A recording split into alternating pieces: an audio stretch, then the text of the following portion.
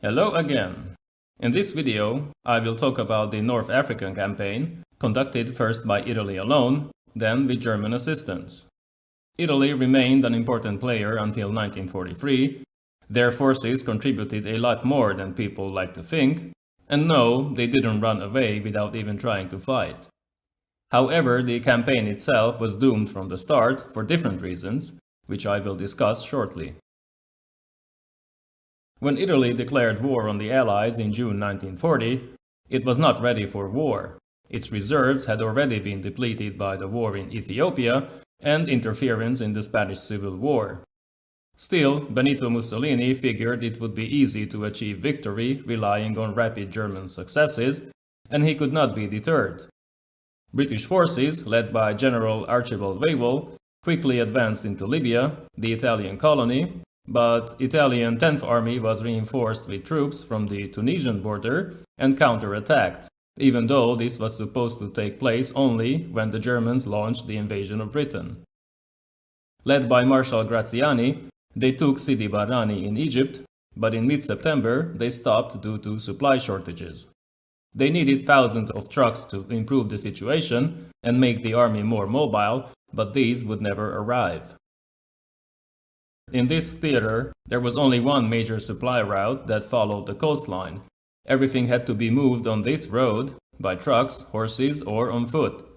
This, of course, made it easy to interrupt supply flows, but the main problem was that the major Italian ports in Libya simply didn't have the capacity to properly supply 10th Army.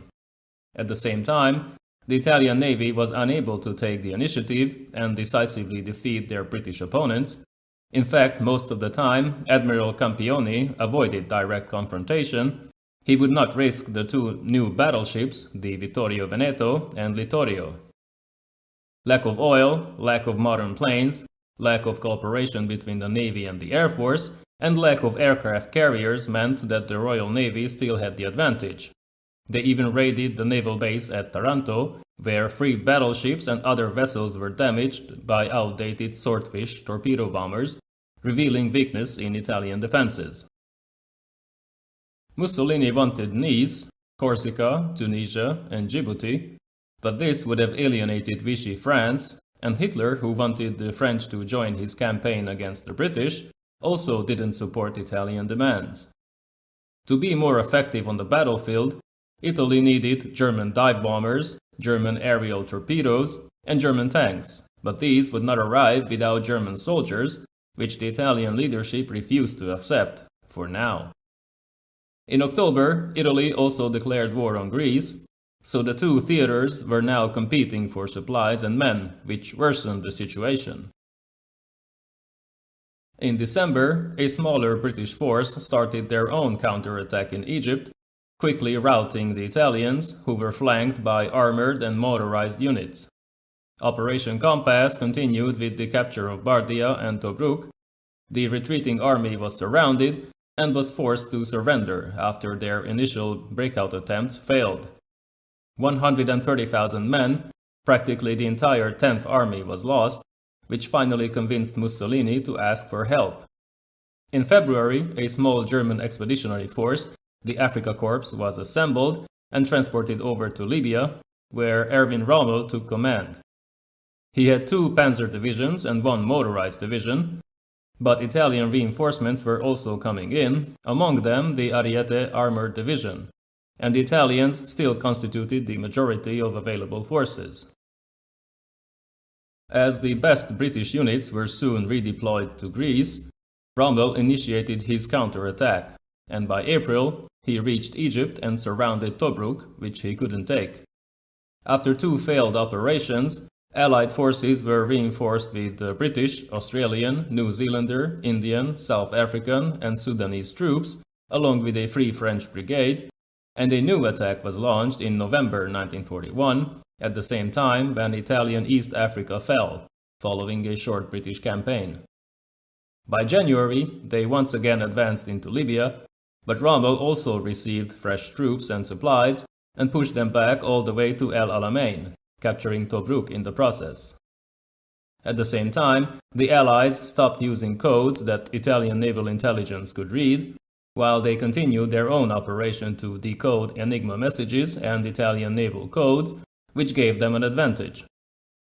In October 1942, after failed Axis attacks, a new Allied offensive started, with General Bernard Montgomery in the lead. In November, as British 8th Army advanced into Libya, Operation Torch commenced, with American troops landing in Morocco and Algeria.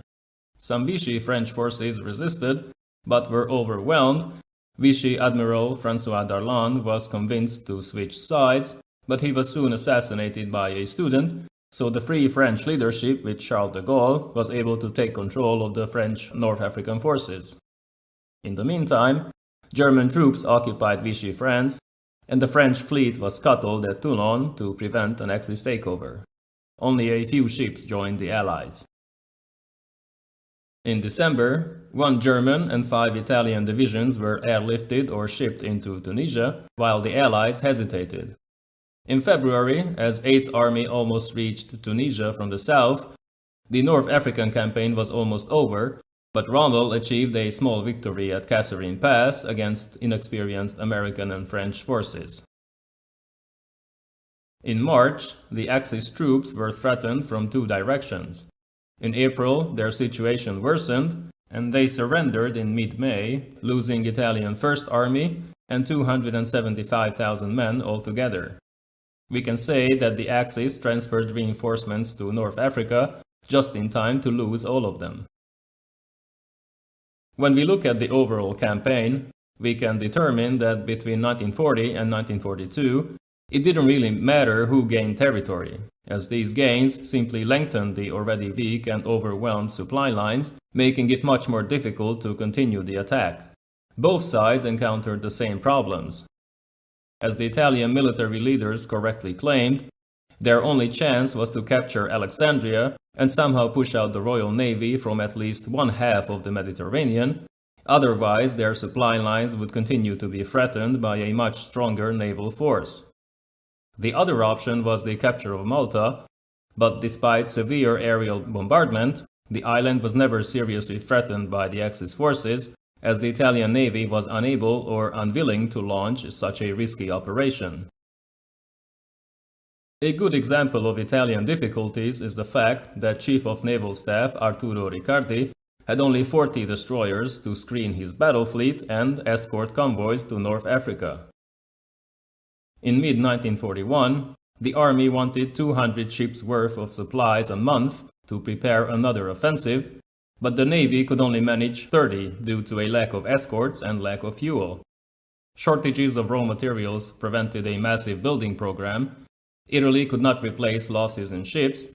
There was not enough steel, copper, machine tools, and oil to continue the war, but instead of focusing on a single theater, Mussolini invaded Greece and sent Italian troops to Russia to participate in Operation Barbarossa and the 1942 campaign.